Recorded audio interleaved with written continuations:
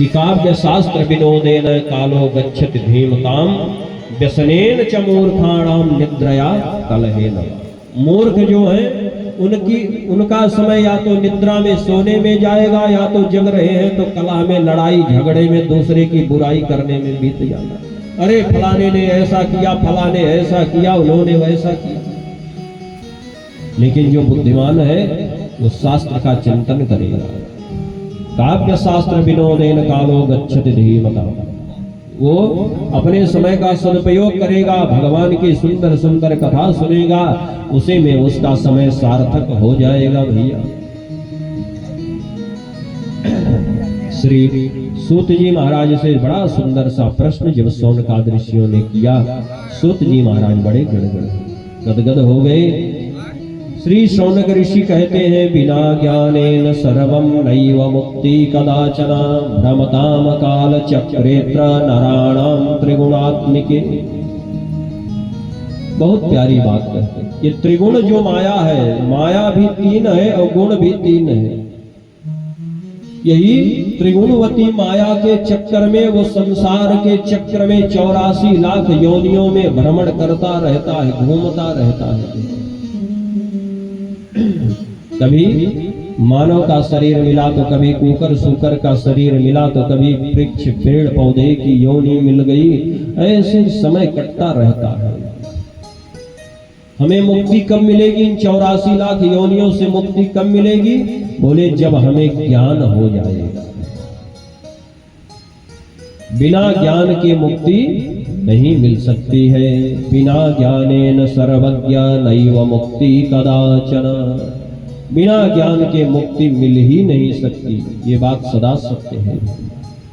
यही बात भागवत जी के 5वें स्कंद में, 4th स्कंद में नारद बाबा ने राजा प्राचीन बरही को दिया है, पुरंजनोपाख्यान के माध्यम से दिया। श्रीमद् भागवत महापुराण के 4th स्कंद में जब ध्रुव जी की वंशावली का वर्णन किया कि उत्तानपाद के बेटे ध्रुव, ध्रुव के बेटे हुए थे वत्सर, वत्सर के बेटे अंग, अंग के बेटे हुए थे बेन, बेन के बेटे हुए पृथु, पृथु के बेटे हुए विजितास, विजितास के बेटे हविर्धान, हविर्धान के बेटे हुए थे बर्हिषद। उन्हें नारद बाबा ने सुनाया था दिव्य पुरंजनोपाख्यान। और पुरंजनोपाख्यान का प्रतिपादन किया। उसका निचोड़ यही है, उसका सार तत्व यही है कि नहीं ज्ञानेन सदृशम पवित्रमहि विद्यते। ज्ञान के समान पवित्र, ज्ञान से अच्छा इस संसार में कुछ नहीं है। और ज्ञान है तभी मुक्ति होगी, अगर ज्ञान नहीं होगा तो मुक्ति होने वाली नहीं है। और यही बात श्री सूत जी महाराज से शौनकादि 88,000 ऋषि कह रहे हैं, बिना ज्ञान के मुक्ति होने वाली नहीं है। अतः सर्वरसोपेतम पुण्यम भागवतम वद। सारे रसों को एकत्रित करके जो देवी भागवत का गान हुआ है, श्री व्यास जी ने लिखा है, गुरु जी हमें तो देवी भागवत की अति दिव्य कथा सुनाइए। क्यों? बोले इस देवी भागवत में बड़ी ही सुंदर चारों प्रकार की शक्तियों का समावेश है। ये 4 प्रकार की शक्तियां हैं भैया। बोले इसमें प्रतिकार शक्ति का भी समावेश है, जिसे माँ दुर्गा के रूप में हम जानते हैं। परम तेजमय शक्ति, ओजमय शक्ति का प्रतिपादन इसमें किया गया है, जिसे हम गायत्री के नाम से, सावित्री के नाम से जानते हैं। संपत्ति के लिए अभी ह्रीम माया बीजाक्षर की चर्चा हो ही रही है, जो माँ लक्ष्मी के लिए है। साथ ही आनंद के लिए राधा, राधिता लंकरोतु, राधा रानी का वर्णन है।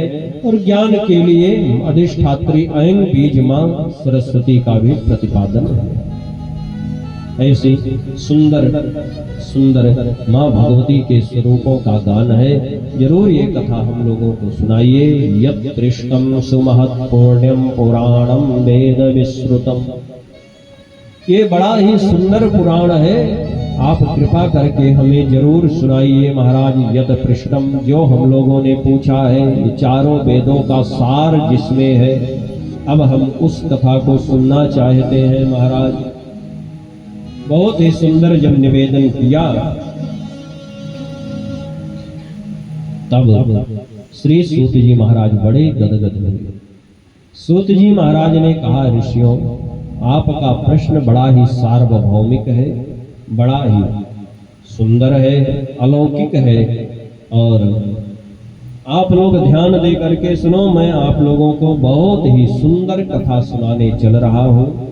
ये माँ भगवती की ऐसी कथा है जो प्रत्यक्षा भवती सा भगवती सिद्धि प्रदा स्यात् सदा।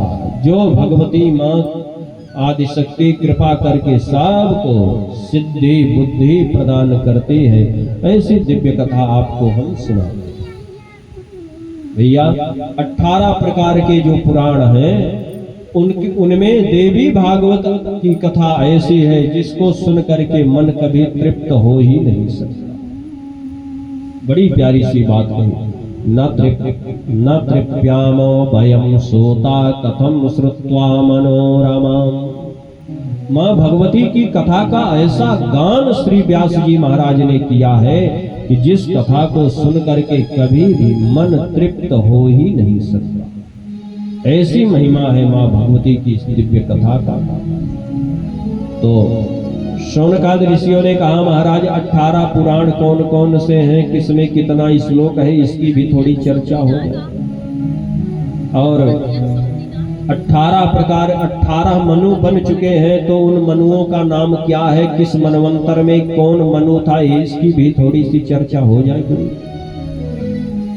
बड़ी प्यारी सी चर्चा यहाँ पर चल रही है। 18 पुराणों का नाम बड़े ही सुंदर ढंग से लिया है श्री सूत जी महाराज। श्री सूत जी महाराज कहते हैं, सुनो भैया, 18 जो पुराण हैं उनके नाम इस प्रकार से हैं। मद्वयम, भद्वयम, भ्रात्रयम, वच चतुष्टयम, अनापलिंग ककुस्तानि पुराणानि पृथक पृथक। मद्वयम, माँ से 2 पुराण हैं।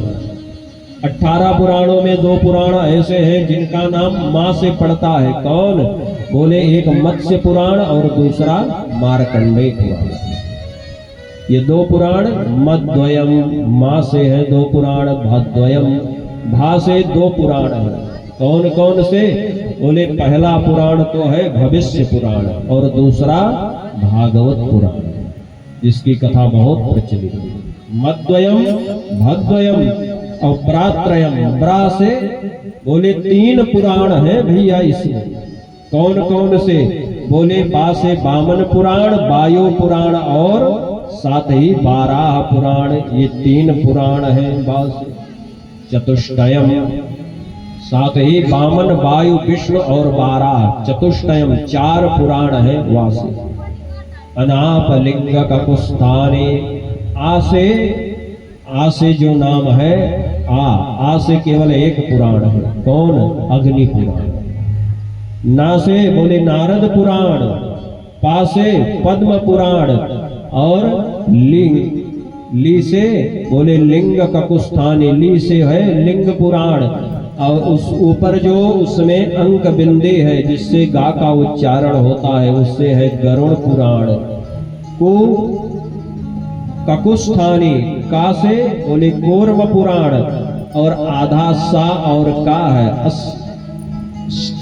जिसको बोला जाएगा उससे बोले उससे है स्कंद पुराण। ये 14 पुराण है, ये 18 पुराण है। चतुर्दश सहस्त्रम चा मात्स्माद्यम प्रकीर्तितम।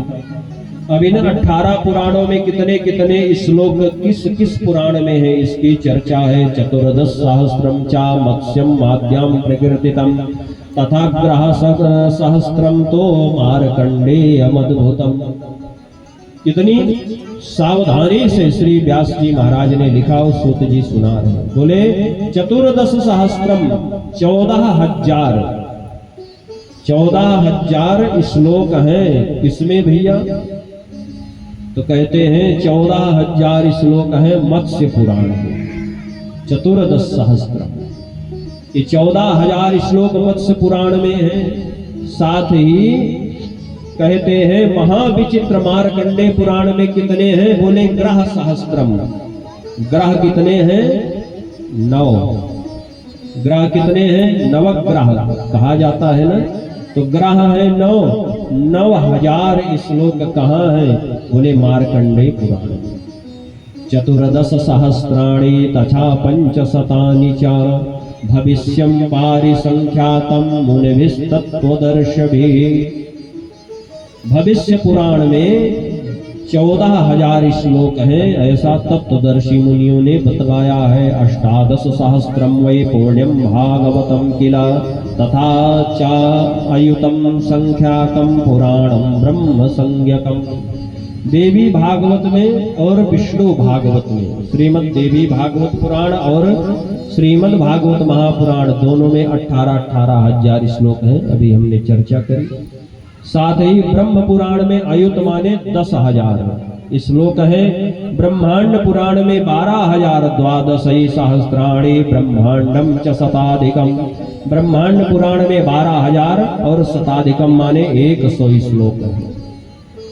साथ ही 18 सहस्त्रम ब्रह्मवैवर्तमेव च। ब्रह्मवैवर्त पुराण में भी 18,000 श्लोक हैं। अयुतम वामनाख्यम च वायव्यम शतशतानि च। वामन पुराण में 24,600 श्लोक हैं। और 24 संख्यातम सहस्राणि तु सौनके। हे सौनक जी, वामन पुराण में 24,600 श्लोक हैं। साथ ही 23 सहस्त्रम वैष्णवम परमाद्भुतम। विष्णु पुराण में 23,000 श्लोक हैं। और 12 पुराण में भी 24,000 श्लोक कहे गए हैं। अग्नि पुराण में 16,000 श्लोक और नारद पुराण में 25 सहस्त्र यानी 25,000 श्लोक हैं। साथ ही पद्म पुराण में 55,000 और लिंग पुराण में 11,000 श्लोक हैं। इस प्रकार भगवान के कहे हुए गरुड़ पुराण में 19,000 तथा कूर्म पुराण में 17,000 श्लोक है। परम विचित्र विशालकाय स्कंद पुराण में श्लोकों की संख्या सबसे ज्यादा है। स्कंद पुराण जो है वो सबसे बड़ा है। कितना? 81 सहस्राणि स्कंदाख्यम परमाद्भुतम। ये विशाल काय पुराण है, इसलिए इसमें संख्या कितनी है? 81 सहस्राणि। 81 माने 81,000 श्लोक हैं भैया स्कंद पुराण में। 81 साधारण नहीं है स्कंद पुराण। और उसी स्कंद पुराण से हम लोग सत्यनारायण भगवान की कथा 5 अध्यायों में प्रेम से सुन लेते हैं। ये कहते हुए श्री स्कंद पुराणे रेवाखंडे प्रथमो सत्यासन्तु मम यजमानस्य कामाः। अध्याय का उच्चारण अंत में नहीं करना चाहिए। ये नहीं कहना चाहिए श्री स्कंद पुराणे रेवाखंडे प्रथमो अध्याय, नहीं। फिर श्री स्कंद पुराणे रेवाखंडे सत्यनारायण व्रत कथायाम। अगर यजमान के लिए कर रहे हैं तो कहना चाहिए सत्यासन्तु प्रथमो सत्यासन्तु यजमानस्य कामा। और यदि अपने लिए कर रहे हैं तो उस समय कहना चाहिए श्री स्कंद पुराणे रेवाखंडे सत्यनारायण व्रत कथायाम प्रथमो सत्यासन्तु मम कामाः। ये सावधानी पुराणों में रखनी चाहिए। और दुर्गा सप्तशती का भी हम लोग पाठ करते हैं तो उसमें हम लोग उच्चारण कभी कभी धोखे से हो जाता है। जिन्हें नहीं हो सकता है, किसी कारण बस नहीं पता है, तो हम लोग कह देते हैं कि भाई महिषासुर वध नामाख्यो प्रथमो अध्याय। तो उसमें ना अध्याय का उच्चारण करना चाहिए न वध का उच्चारण करना चाहिए। वहां भी हाथ में जल लेकर के श्री भगवते देवासुर स्तुतिर्नाम चतुर्थो अध्याय न कह करके चतुर्थो सत्यासन्तु मम यजमानस्य कामा, ऐसा उच्चारण करके हाथ में जल लेके गिरा दिया जाए। तो 81,000 श्लोक हैं श्री स्कंद पुराण में। ये सब पुराणों के श्लोकों की संख्या हो गई। बोलिए जगदम्बे मातु की। कहते हैं भाई अब इसमें 18 पुराणानि कृत्वा सत्यवती सुता भारताख्यानमतुलं चक्रे तदुपबृहतम। इन 18 पुराणों की रचना सत्यवती नंदन श्री व्यास जी महाराज ने करी है। इन्हीं विस्तार से इन 18 पुराणों की रचना करके बड़े ही अतुलनीय ग्रंथ महाभारत, 18 पुराणों का सार ले आकर के अतुलनीय ग्रंथ महाभारत में सबको पिरोया। और स्त्री शूद्र द्विजबंधो नाम नवेद श्रवणम मतम तेषामेव हितार्थाय पुराणानि कृतानि च। स्त्री शूद्र और द्विजबंधो नाम अधम ब्राह्मण जो 3 दिन तक गायत्री मंत्र का जप ना करे, ऐसे ब्राह्मण को अधम ब्राह्मण कहा जाता है। इन्हें वेद के पाठ का अधिकार नहीं होता है। ऐसे लोगों को वेद सुनने का भी अधिकार नहीं है। तो कलयुग में लोग वेद का पाठ कहाँ कर पाएंगे? वैसे ही लोग आलसी हो जाएंगे। और सुबह सुबह उठने की तो बात दूर रही भैया। अगर कोई सुबह उठता भी है तो लोग कहते क्या फायदा है सवेरे बड़े सुबह उठने से भैया। इसलिए आराम से उठो, अपना दिन भर स्वस्थ रहोगे, आराम से स्नान ध्यान करके निकलो भैया। धीरे धीरे समय ज्यादा हो जाता है। श्री व्यास जी महाराज कहते हैं, लेकिन ऐसे अधम ब्राह्मणों के लिए, स्त्री शूद्र आदि के लिए जो वेद का पान नहीं कर सकते, उन्हीं की हित की कामना से इन 18 पुराणों की रचना श्री व्यास जी महाराज ने करी है। तेषामेव हितार्थाय पुराणानि कृतानि च। इन सब का हित देखते हुए 18 पुराणों की रचना और महाभारत की रचना श्री सूत जी महाराज ने की है। सौनकादि ऋषियों ने पूछा, गुरुजी ब्रूहि सूत महाभागा व्यासा पूर्वयुगोद्भवा भक्तारस्तु पुराणानाम द्वापरे युगे। हे गुरुजी, क्या ये व्यास जी की कथा हम लोग जानना चाहते हैं? पूर्व युग में श्री व्यास जी महाराज द्वापरे युगे, क्या हर द्वापर युग में आते हैं तो ये मनवंतरों के जो मनवंतर पति हैं, क्या ये नहीं बदल जाते? तब श्री सूत जी महाराज ने कहा, सुनो भैया, द्वापरे प्रथमे व्यास्ताम वेदा स्वयं भुवाः। श्री व्यास जी महाराज एक ही हुए हैं कि अनेक हुए हैं, ये हम जानना चाहते हैं। और जब सौनकादि ऋषियों ने प्रश्न किया, महाराज ये व्यास कोई पद है कि व्यास कोई भी हो सकता है कि व्यास जी केवल श्री कृष्ण द्वैपायन जी ही रहते हैं? द्वापरे युग, क्या जब जब द्वापर युग आता है, सब युगों की आयु है, सतयुग त्रेता द्वापर कलयुग जब बीतता है, दोबारा सतयुग त्रेता द्वापर आता है। भागवत जी में तो विस्तार से वर्णन है भाई कि कल की भगवान का कलयुग के अंत में अवतार होगा। कहाँ होगा? उत्तर प्रदेश में। संभल ग्राम मुख्यस्य ब्राह्मणस्य विष्णु यशात्मना। तो विष्णु यश नाम के ब्राह्मण के यहाँ उत्तर प्रदेश के मुरादाबाद जिले के संभल नामक ग्राम में होगा। भगवान हाथ में तलवार लेकर एक तरफ से सारे दुष्टों का विनाश कर देंगे, पृथ्वी के भार को उतार देंगे। उसी समय पुख्य नक्षत्र होगा, चंद्रमा सूर्य बृहस्पति एक साथ पुख्य नक्षत्र में होकर एक राशि में प्रविष्ट होंगे। तो वहीं से कलयुग का अंत हो जाएगा और सतयुग प्रारंभ हो जाएगा। भागवत जी में इसकी ये कथा वर्णित है। तो जब पुनः सतयुग आता है, सतयुग की आयु बीत जाती है, तो त्रेता आता है, त्रेता की भी आयु बीत जाती है, तो द्वापर आता है। फिर द्वापर में क्या फिर से वही व्यास जी आते हैं या व्यास जी बदल जाते हैं? ये कोई पद है? जैसे हमारे यहाँ प्रधानमंत्री का पद है भाई, जो उस पद पर आएगा वही प्रधानमंत्री कहलाएगा। ये कोई पद है? तब श्री सूत जी महाराज कहते, ध्यान से सुनो, प्रत्येक युग में व्यास जी बदल जाते हैं। व्यास एक पद है, इस पर अनेक प्रकार के व्यक्ति हर युग में अलग अलग व्यास होते रहते हैं। कैसे?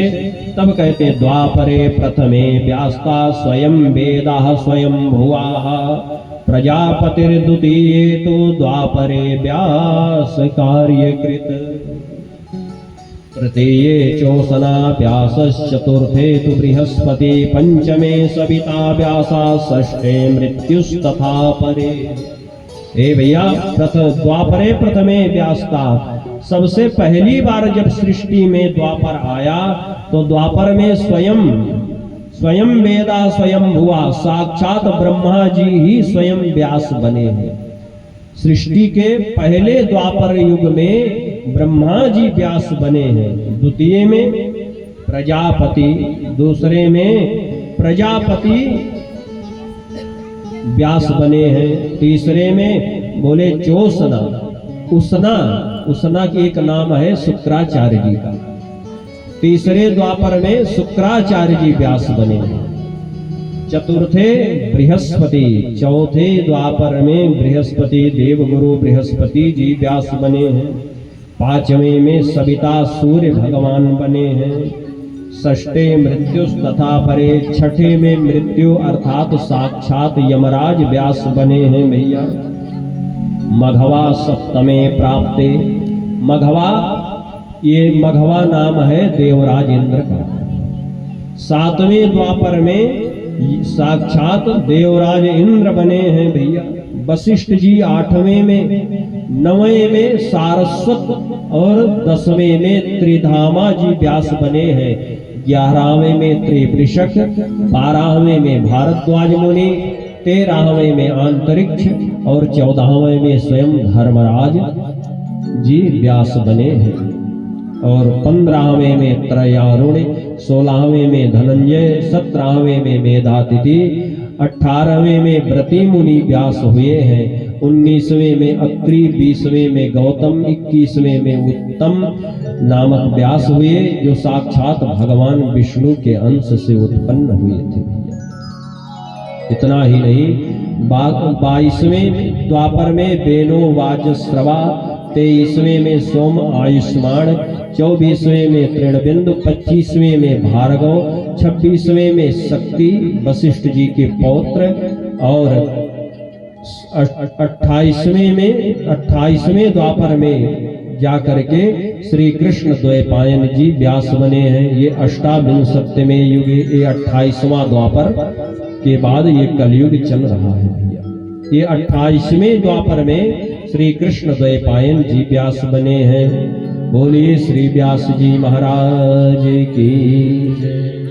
इस प्रकार से श्री कृष्ण व्यास श्री सूत जी महाराज कहते हैं, मैंने इस 28वें द्वापर के श्री कृष्ण द्वैपायन जी जो व्यास हैं, इनके मुखारबिंद से मैंने श्रीमद् देवी भागवत का सांगोपांग विधि से श्रवण किया है। इन्हीं के मुख से मैंने यह अत्यंत पवित्र भागवत की कथा सुनी है भैया। अच्छा, ये व्यास जी कौन है? तब व्यास जी का वर्णन करके आगे बताते हैं। बोलिए जगदम्बे मातु की। व्यास जी कहाँ रहते हैं? श्री व्यास जी महाराज कौन हैं? इनकी जीवनी का विस्तार से वर्णन होता है। श्री सत्यवती नंदन, सत्यवती के बेटे हैं श्री व्यास जी महाराज। पराशर ऋषि के पुत्र हैं और पराशर ऋषि के बेटे हैं। सरस्वती नदी के तट पर बद्री नारायण धाम से और 3 किलोमीटर ऊपर पहाड़ के ऊपर ये बद्री वन में रहते हैं, जहां आज भी जाना सरल नहीं है। आज भी वहां व्यास गुफा नाम से इनका स्थान है। भागवत जी में तो विस्तार से लिखा गया है, पर यहाँ केवल संकेत भर दिया गया, केवल इशारा किया गया। भागवत जी में तो वहां लिखा है कि ब्रह्मणत्याम सरस्वत्याम आश्रमः पश्चिमे तटे सम्यक प्रास इति प्रोक्ता ऋषिराम सत्रवर्धना। यहाँ भी वर्णन है। ये कहाँ रहते हैं? वहां भी सरस्वती नदी है, ब्रह्मणद्याम सरस्वत्याम। और यहाँ श्री सूत जी महाराज वर्णन करते हैं, पुरा सरस्वती तीरे व्यासा सत्यवती सुताः आश्रमे कलबिंको तो दृष्ट्वा विस्मयं गताः। सरस्वती नदी के तट पर श्री व्यास जी महाराज का आश्रम है, वहीं व्यास जी की कुटिया है। और व्यास जी का एक नाम है बादरायण। क्यों? उन्हें एक बेर के वृक्षों के विशाल जंगल में ये रहते हैं, सरस्वती नदी का जल पीते हैं और बेर का एक फल खा लेते हैं, कभी कभी तो मस्त रहते हैं, भजन करते हैं। केवल पुराणों को लिखना, इनका संग्रह करना, यही इनका एकमात्र काम है, और दूसरा कोई काम नहीं। श्री व्यास जी महाराज एक दिन अपनी कुटिया में बैठे थे कि इन्हें अचानक इनकी दृष्टि पड़ी, कहाँ? कलबिंकौ तो दृष्टवा, इन्होंने देखा कि एक गौरैया का जोड़ा, गौरैया पक्षी जो होती है, ये संस्कृत साहित्य में इसे कहीं कहीं चटक भी कहा जाता है, चटका भी कहा जाता है और कलबिंक भी कहा जाता है। कलबिंको, इनका गला जो है वो काला काला होता है। देखिए गौरैया जब घर में पहले रहती थी, जब घास फूस के मकान होते थे भैया बढ़िया, तो उसमें ये निवास करती थी, तो उसका गला काला होता, इसलिए कलबिंको कहा जाता। आश्रमे कलबिंको तो दृष्टा विस्मयं गता। इन्होंने जब उस दंपत्ति को देखा, गौरैया के जोड़े को देखा, तो इन्हें बड़ा आश्चर्य हुआ। कौन सा आश्चर्य? इन्होंने देखा ये गौरैया जो है, ये दोनों दंपत्ति पति पत्नी ऐसा सुख ले रहे हैं जिस सुख से मैं वंचित रह गया, वो सुख मैं आज तक नहीं ले पाया। कौन सा सुख ये ले रहे हैं जिस सुख को श्री व्यास जी आज तक नहीं प्राप्त कर पाए? तो श्री सूत जी महाराज कहते हैं, इन्होंने देखा कि एक घोंसला लगा है, गौरैया ने इनके आश्रम में एक तिनके का घोंसला लगा रखा।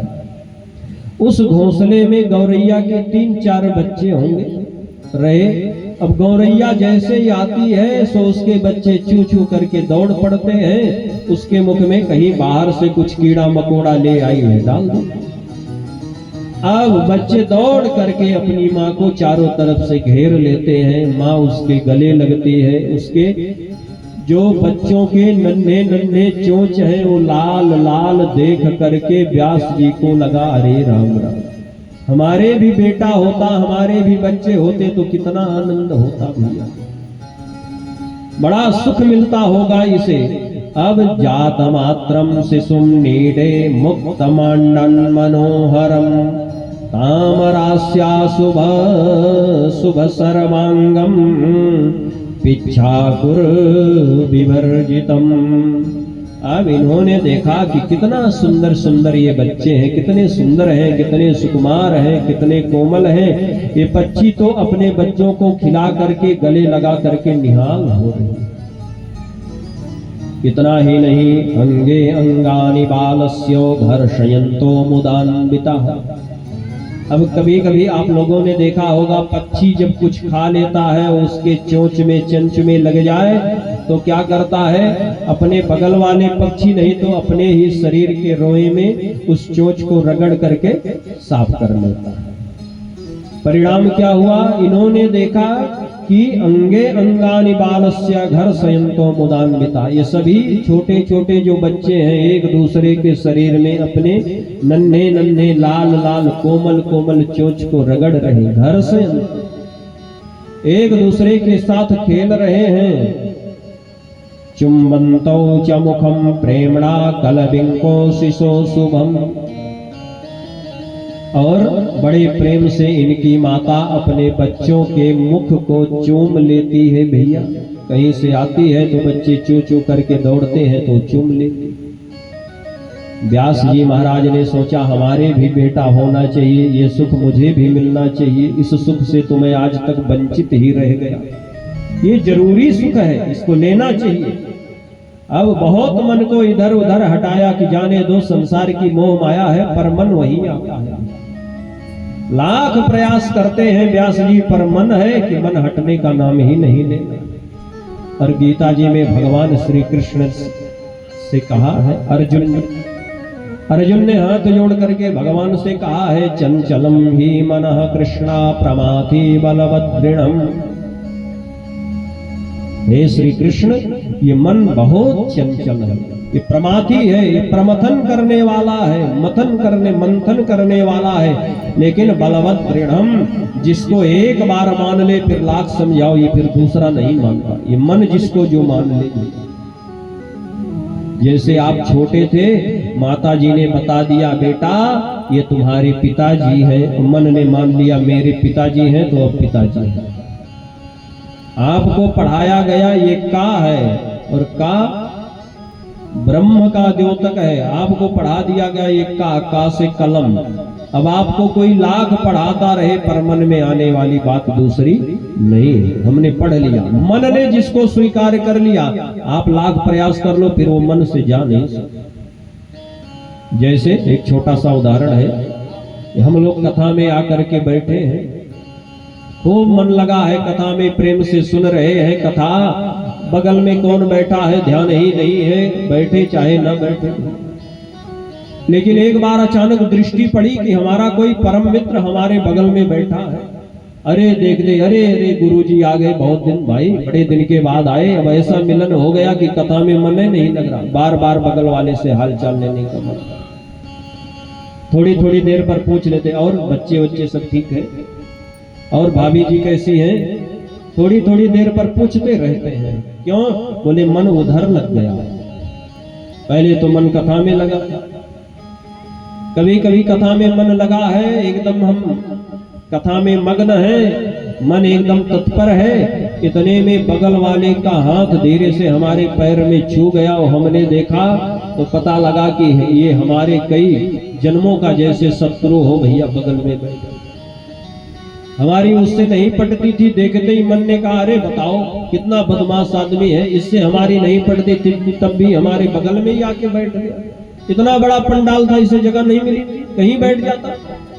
अब कथा में आप कितना भी मन लगाओ पर मनी राम जी चले गए वहां, अब लगने वाला नहीं। अब बार बार मन में यही होगा, बताओ उसकी ओर देखते रहेंगे तिरछी निगाह से, कहीं छू ना जाए हमारे पैर में इसका, पता नहीं नहाया होगा कि नहीं नहाया होगा, हमको भी अशुद्ध कर देंगे। बोलिए जगदम्बे मातु की। व्यास जी का मन बरवस जा करके उस शिशुर नीडे, उस घोंसले में नीड में बैठे हुए नन्हे नन्हे सुंदर सुकोमल गौरैया के बच्चों में लग गया।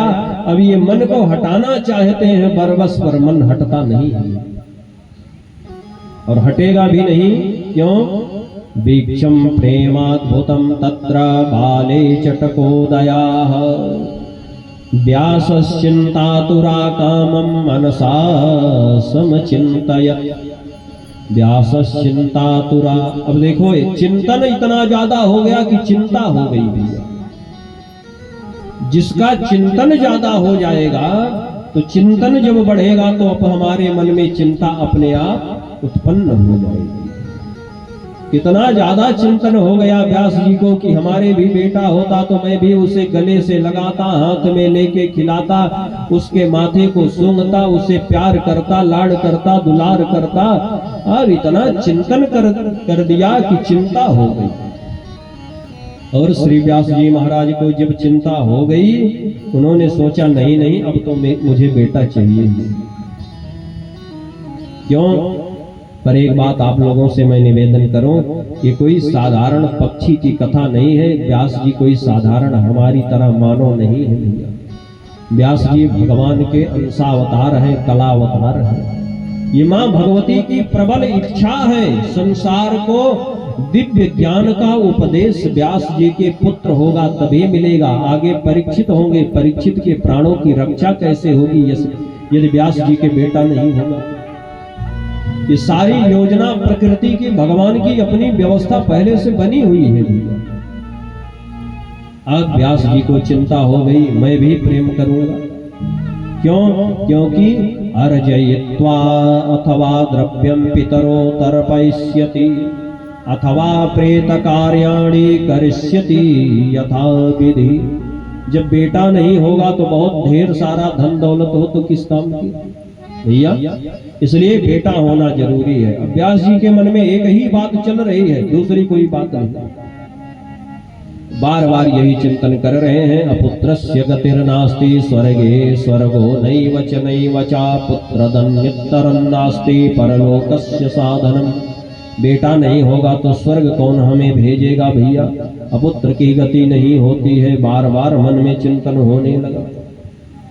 अच्छा कोई आकर के व्यास जी को समझाना भी, चाहे साधारण व्यक्ति हो तो समझा दे, पर व्यास जी हैं और व्यास जी के मन में पुत्र की कामना आई है तो उनके प्रश्न भी, उनके तर्क भी उसी स्तर के होंगे। भाई कोई साधारण व्यक्ति प्रश्न कर ले तो कोई भी समझा सकता है, पर कोई डॉक्टरेट की डिग्री हो, उस विषय का वो विशेष जानकार हो, स्पेशलिस्ट हो, प्रोफेसर हो, फिर उसे समझाना बहुत कठिन है। वो तो सब जानता है। इसलिए श्री व्यास जी महाराज ने वो योजना बना डाली, अब तो मुझे पुत्र चाहिए। क्यों? बोले मां भगवती की इच्छा हो गई है इनके मन में। और श्री व्यास जी महाराज ने तुरंत आवाहन किया नारद बाबा का। नारद बाबा जैसे आए, व्यास जी महाराज ने नारद बाबा से पूछा, कम देव शरणम यामि यो मे पुत्रम प्रदास्यति। इस समय कम देव शरणम यामि, मैं किस देवता की शरण में जाऊं जिससे हमें पुत्र की शीघ्र प्राप्ति हो जाए। नारद बाबा से जब ये प्रश्न किया श्री व्यास जी महाराज ने, तब नारद बाबा बड़े गदगद हुए। नारद बाबा ने कहा, सुनो व्यास जी, यही प्रश्न पूर्व काल में, ये तुम्हारी इच्छा नहीं है, ये मां भगवती की इच्छा है जो तुम्हारे मन में ऐसी इच्छा जागी है। और ध्यान रहे, तमेवार्थम पुरा पुष्टा पित्रा में मधुसूदना, यही प्रश्न एक बार हमारे पिताजी ने भगवान नारायण से किया। इसलिए बोलिए जगदम्बे मातु की। यही प्रश्न एक बार हमारे पिता ब्रह्मा जी ने मां भगवती से की थी, भगवान नारायण से की थी। मैं आपको वो दिव्य कथा सुनाता हूं। जानते हो, जिसके अधीन में सारा संसार है, सारे ये चर अचर सब जगत है, वही मां भगवती की इच्छा आपके मन में जागृत हो गई, मां भगवती की प्रेरणा हो गई है, और दूसरी कोई बात नहीं है। अच्छा, श्री नारद बाबा कहते हैं, व्यास जी, तदधीना वयम सर्वे भरतामा सततम विभो प्रत्यक्षे चा परोक्षे चा दृष्टांतम शृणु सुब्रता। केवल आप ही नहीं, नारद बाबा कहते तदधीना वयम सर्वे, उन मां भगवती के अधीन केवल आप नहीं हो गए हो, वयम सर्वे, हम सभी इस संसार में जितने जीव हैं, किसी की हिम्मत नहीं है, किसी के अंदर वो सामर्थ्य नहीं है, वो क्षमता नहीं है कि मां भगवती के इच्छा के विपरीत कोई अपनी पलक भी उठा दे। एक बड़ा प्यारा सा श्लोक है भैया, श्री दुर्गा सप्तशती जी का, कि ज्ञानी नाम अपि चेतांसि देवी भगवती सा भलादाकृष्यमोहाय महामाया प्रयच्छति। ज्ञानी नाम अपि चेतांसि, कोई साधारण हमारे आपकी तरह वो साधारण जीव नहीं है व्यास जी, कोई काम के कीड़ा नहीं है कि कोई चीज देख ले, कोई सुंदर वस्तु देख ले तो उसमें लग जाए। ये व्यास जी साधारण नहीं, असाधारण है, भगवान के अंश हैं, कला अवतार है, जैसा हमने बार बार निवेदन किया। पर व्यास जी का मन बरबस खिंच करके चला गया कि हमारे भी पुत्र होना चाहिए, गृहस्थाश्रम होना चाहिए, पुत्र के बिना सुख नहीं है, धन दौलत सब बेकार है। क्यों? क्योंकि ज्ञानी नाम अपि चेतांसि, बड़े बड़े ज्ञानियों के मन को भी मां भगवती बलादा कृष्य मोहाय, बलपूर्वक खींच करके ले आकर के माया में जिसको पटकना हो पटक देती है। जीव की क्या हिम्मत है, क्या सामर्थ्य है कि वो उससे बच सकता है। एक बड़ा प्यारा सा उदाहरण है श्री पूर्व मीमांसा के आचार्य जयमिनी जी का। जिस समय श्री व्यास जी महाराज सत्यवती नंदन श्री कृष्ण द्वैपायन व्यास जी भागवत की रचना कर रहे थे, तो पूर्व मीमांसा की रचना कर रहे थे, तो श्लोक लिखते थे, तो जयमिनी जी व्यास जी के शिष्य हैं, पर जयमिनी जी को बड़ा प्रेम करते थे व्यास जी। तो जब कोई श्लोक लिख करके जो जितना वो लिखते थे तो शाम को ले जा करके जैमिनी जी को दे देते थे, बेटा जरा इसको चेक करना, आप आचार्य हैं, आचार्य की पदवी से विभूषित हैं, तो आप इसको देख लेना, एक बार चेक कर लेना, इसका निरीक्षण कर लेना कि भाई ये सब ठीक लिखा गया है कि नहीं। तो जैमिनी जी रोज प्रतिदिन उसको देखते थे और सुबह ले जाके गुरुजी को दे करके प्रणाम करें, गुरुजी सब ठीक है। एक दिन व्यास जी महाराज ने लिखा था, बहुत प्यारी सी लाइन है भैया। व्यास जी ने यही लिखा था कि बलवान इंद्रियगामो विद्वानामपि कर्षयति। व्यास जी ने लिखा कि हमारी इंद्रियां, इतनी इंद्रियों का जो समूह है, बलवान इंद्रियगामो विद्वानामपि कर्षयति, हमारे शरीर में जो इंद्रियों का समूह है वो इतना बलवान है कि बहुत बड़े बड़े विद्वानों को, तपस्वियों को गिराने में समय नहीं लगता। विद्वानामपि कर्षयति, ये विद्वानों को पकड़ करके खींच लेता है, इनका अधा पतन करा देता, बड़े बड़े तपस्वियों का अधा पतन हो जाता।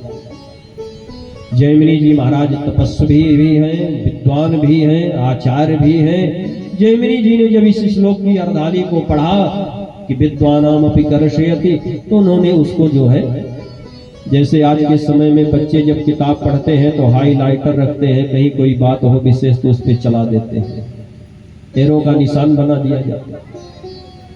जैमिनी जी ने उस लाइन के ऊपर धीरे से स्याही लगा दी, भाई ये ठीक नहीं है। सुबह ले जाकर के गुरुजी को दिया, बोले गुरुजी सब तो ठीक है पर एक लाइन ये गड़बड़ हो गई, इसे हटा दीजिए यहाँ से, या तो इसमें संशोधन कर। तो व्यास जी ने कहा इसमें क्या संशोधन कर दें भैया, आप बताओ। जैमिनी जी महाराज ने कहा या तो इसको हटा दीजिए, इस लाइन को कुछ और लिख दीजिए, और नहीं लिखना ही है, इसे ही लिखना है तो उसमें कर दीजिए। इसमें लिखा है विद्वानामपि कर्षयति, बड़े बड़े विद्वानों को भी खींच लेती है, लेकिन आप इसमें कर दो विद्वानम नापि कर्षयति, बड़े बड़े विद्वान इससे इंद्रियों के वशीभूत नहीं होते, उनके पास वो ज्ञान होता है, तप का बल होता है, ज्ञान का बल होता है। व्यास जी ने कहा अभी इस पन्ने को यहीं रखते हैं, अभी इसमें कुछ सुधार नहीं करेंगे, समय थोड़ा व्यतीत होने दो, थोड़ा सा समय जाने दो, फिर देखेंगे, आवश्यकता होगी तो बदल देंगे। जैमिनी जी ने वहां अपनी दस्तखत कर दी, ये ठीक नहीं है, आपका मन करे तो कुछ भी कर दो, पर आप गुरुजी हो हमारे, पर मेरे तरफ से इसमें अनुमति नहीं, मैं इसका अनुमोदन नहीं करूंगा। अरे जो पढ़ा लिखा है, जो विद्वान है, जो ज्ञानवान है, धैर्यवान है, उसकी इंद्रियां क्या कर सकती हैं। और आप तो जानते हैं हमारे यहाँ संतों ने, भक्तों ने गाया है कि देखना इंद्रियों के न घोड़े बढ़े, हर्ष में इन पे संयम को कोड़े पड़े। भागवत कथा में एक उदाहरण मैं अक्सर सुनाता रहता हूँ, हर जगह भागवत कथा में ये इंद्रियों के ऊपर कथा है। जड़ भरत जी की कथा आती है, जब अजामिल की कथा आती है, तो महाराज सोवरी ऋषि की कथा आती है, तो ये कथा याद आ जाती है। एक राजा और बकरी की कथा है।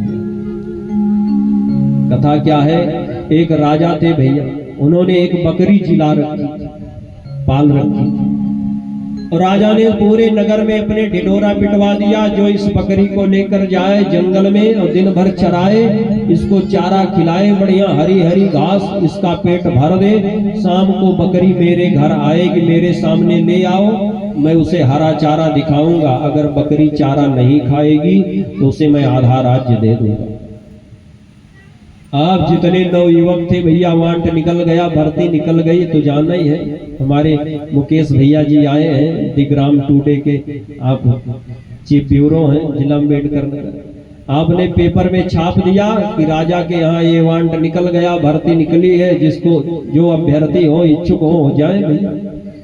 जाने लगे लोग, बकरी को लेकर के सुबह सुबह राजा के यहाँ से जाते और दिन भर जंगल में ले जाके हरी हरी बढ़िया बढ़िया घास खिलाते, बकरी खाती जाती। तो शाम को जब बकरी को लेकर के आते तो सोचते आज आधा राज्य मिल जाएगा, और राजा साहब हरी हरी घास बढ़िया बरसीम वाली देते कोमल कोमल, सो बकरी में करके दौड़कर घास खाने लगती थी। राजा ने कहा अगर खिलाए होते पेट भरा होता तो कहां खाती घास, जाओ तुम फेल हो गए। एक युवक था भैया, वो भी जा रहा था कहीं से सुन रखा था, वो भी जा रहा था कि हम भी चल रहे इंटरव्यू देने, परीक्षा देंगे भाई, पास हो जाए, क्या पता हमारे स्थान खाली है। अब रास्ते से चला जा रहा था तो एक मंदिर था, शाम हो गई, सो मंदिर में रुक गया बेचारा। अब मंदिर में रुक गया तो मंदिर में जो महात्मा जी थे, उन्होंने महात्मा जी ने पूछा बेटा कहाँ जा रहे हो? बोले राजा की जो बकरी है उसी को मैं जा रहा हूँ खिलाने, उसका पेट भर दूंगा, वो कुछ नहीं खाएगी तो मुझे आधा राज्य मिल जाएगा। महात्मा जी ने कहा बेटा तेरा भविष्य बता दो। बच्चे ने कहा बताओ। महात्मा जी ने कहा तुम फेल हो, जाओ चाहे न जाओ, तुम पहले से फेल हो, उस बकरी का पेट नहीं भर पाओगे। बच्चे ने कहा क्यों? महात्मा जी ने कहा बकरी का जो पेट भरना है उसका तरीका अलग है, वो खिलाने से नहीं भरेगा। फिर महात्मा जी ने कहा तुम कर नहीं पाओगे वो काम, मुझे भेजो, मैं जाऊंगा, वो बकरी का पेट भर दूंगा, वो राजा के यहाँ आएगी तो घास को खाने की बात दूर, घास को देखेगी नहीं भैया, और जो राज्य मिलेगा वो मैं तुम्हें दे दूंगा, मैं तो ठाकुर जी की सेवा मंदिर में करूंगा। बच्चे ने कहा ठीक है। अब दूसरे दिन सुबह सुबह महात्मा जी जा करके पहुंचे भैया राजा के पास। राजा ने देखा महात्मा जी आए हैं बकरी चराने के लिए, इसे खिलाने के लिए। राजा ने कहा महात्मा जी शर्त पता है? महात्मा जी बोले मैं बहुत दिनों से सुन रहा हूं, मुझे सब पता है, दे दो बकरी, मैं ले जाता हूं। बकरी की रस्सी महात्मा जी के हाथ में पकड़ा दी। महात्मा जी बकरी को लेकर के पहुंच गए जंगल में भैया, छोड़ दिया, बकरी हरी हरी घास खाने लगी। 1 घंटे तक तो महात्मा जी ने कुछ नहीं कहा।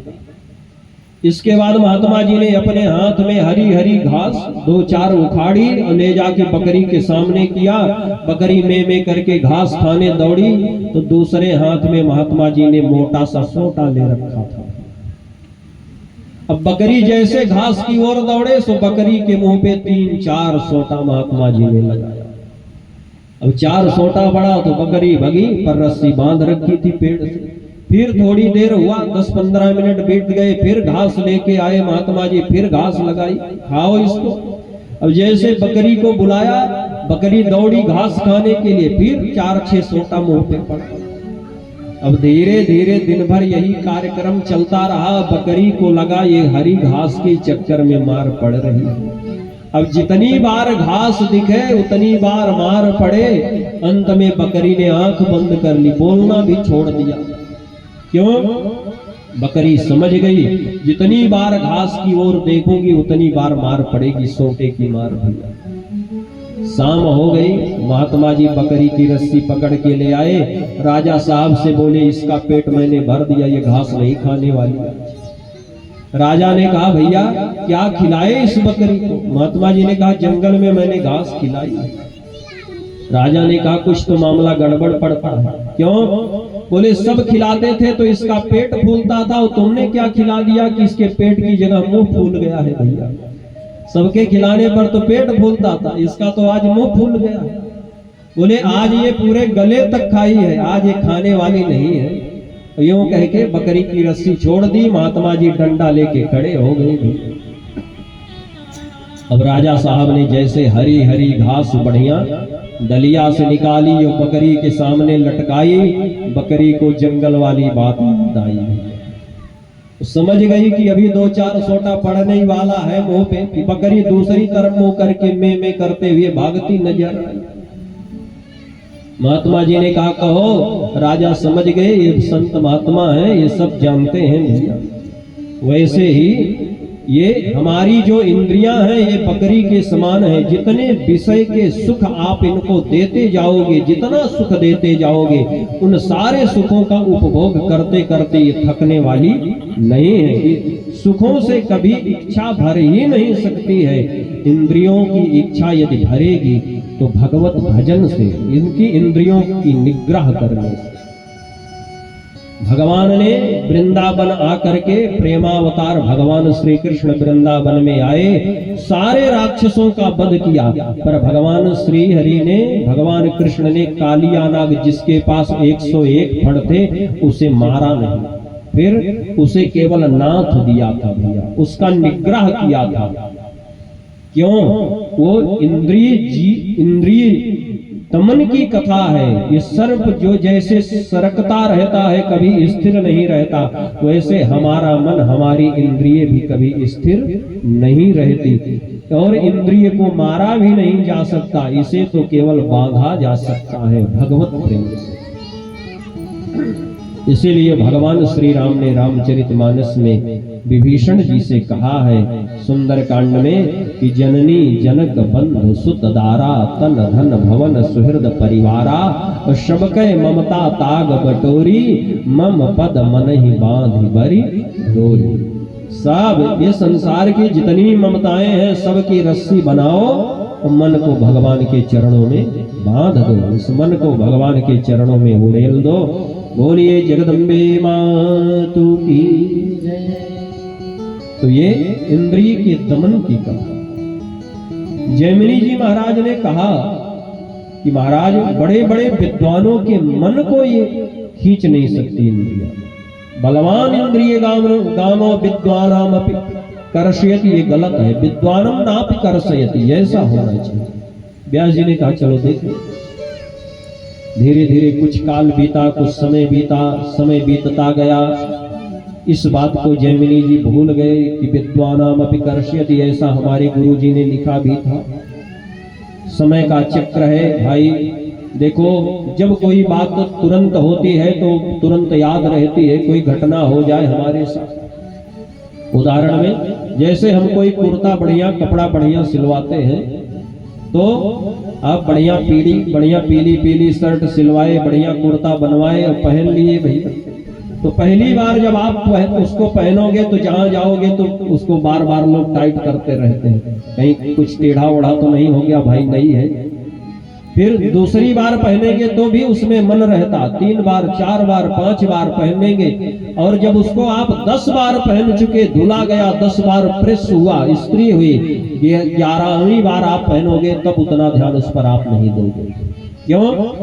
कपड़ा तो वही है, धुला भी गया है, इस्त्री भी हुआ है, प्रेस भी हुआ है, आपने पहना भी है, पर वो जो आनंद पहली बार आपको मिला था आज वो आनंद नहीं है। क्यों? क्या कपड़े में कुछ गड़बड़ी आ गई, फट गया? नहीं, बीच में जो काल चला गया, जो समय चला गया, उस काल में आपके आनंद को धीरे धीरे धीरे धीरे काट करके कम कर दिया, वो आनंद कम हो गया।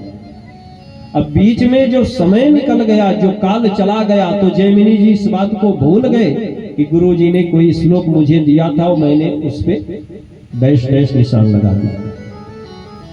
आज जैमिनी जी सुबह का समय है, पूजन किए, और पूजन करने के बाद जैमिनी जी खड़े हुए, उठ करके खड़े हुए, जल लिया, पूजा का जल ले गए हैं विसर्जित करने के लिए बाहर, कि चलो विसर्जन कर दें भैया। बाहर जाते हैं, उसी समय बड़े जोर की आंधी तूफान, बड़े जोर के बादल उमड़ घुमड़ कर आते हैं, भयानक बरसात होने लगती है। जैमिनी जी ने जल को विसर्जित किया, लौट रहे थे तो देखा एक बड़ी सुंदर लावण्य युक्त युवती इनके आश्रम से थोड़ी ही दूर पर खड़ी है भैया, और भीग गई है बरसात में, उसे ठंड लग रही है, बरसात में भीगी हुई है। उसको जब इन्होंने देखा, उसकी सुंदरता को देखा, तो वही बात यहाँ आ गई, ज्ञानी नामपि चेतांसी देवी भगवती हिसा बलादा कृष्य मोहाय। माँ भगवती ने जैमिनी जी के मन को बलादा कृष्य बलपूर्वक खींच लिया उस सुंदरी की ओर, उस युवती की ओर। विद्वानामपि कर्षय, ये बात लागू हुई। जैमिनी जी ने सोचा होगा कोई, छोड़ो जाने दो, स्त्री है, इस मन में अंदर चले आए, पर मन नहीं माना, थोड़ी देर तक बैठे रहे, कौन है, कैसे है, बेचारी बीमार हो जाएगी, सहयोग करना चाहिए, अबला है। पुनः आश्रम से निकल करके बाहर गए, फिर से उसको देखा, उसकी सुंदरता को देखा, बरसात में भीग गई थी, इससे थोड़ा सा और आकर्षण इनका हुआ। जैमिनी जी फिर लौट करके आश्रम में आए, पर मन नहीं लगा, फिर गए और फिर अंततः जैमिनी जी ने कहा, देवी जी कौन हो, कहां से आई हो, भीग रही हो, आश्रम में आ जाओ, इस आश्रम में मेरे सिवा कोई नहीं है, तुम्हें किसी प्रकार की परेशानी नहीं। उसने कहा, नहीं नहीं, पराये पुरुष की बात पर विश्वास नहीं करना चाहिए, और मैं स्त्री हूं, स्त्री को पुरुष के पास, अकेले पुरुष के पास नहीं जाना चाहिए। जैमिनी जी ने कहा, मैं पूर्व मीमांसा का आचार्य व्यास मुनि का शिष्य जैमिनी हूं, आपको किसी प्रकार की परेशानी नहीं होगी, आ जाओ मेरे आश्रम। अंततः बुला ही लिया, देवी आश्रम में आ, इनकी कुटिया में आ गई, इनके पास जो बलकल वस्त्र थे वो दिया, इसे पहन लो, तुम्हारे वस्त्र भीग गए हैं, तुम्हें परेशानी हो रही होगी, बुखार हो जाएगा, जुकाम हो जाएगा, गड़बड़ हो जाएगा। देवी ने वस्त्र पहन लिए, चर्चा होने लगी, बड़ी देर तक चर्चा चलती रही। जैमिनी महाराज ने अंततः पूछा कि देवी जी आपका विवाह हुआ है? उसने कहा नहीं, अभी मेरा विवाह नहीं हुआ। फिर विवाह करना है? देवी ने कहा, विवाह तो मुझे कहीं ना कहीं करना ही है।